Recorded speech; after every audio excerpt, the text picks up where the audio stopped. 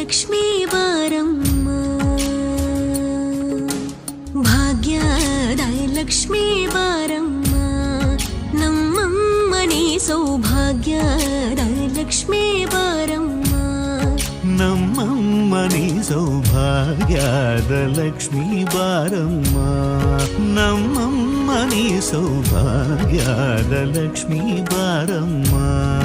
ನಮ್ಮಮ್ಮನಿ ಸೌಭಾಗ್ಯದ Lakshmi Baramma.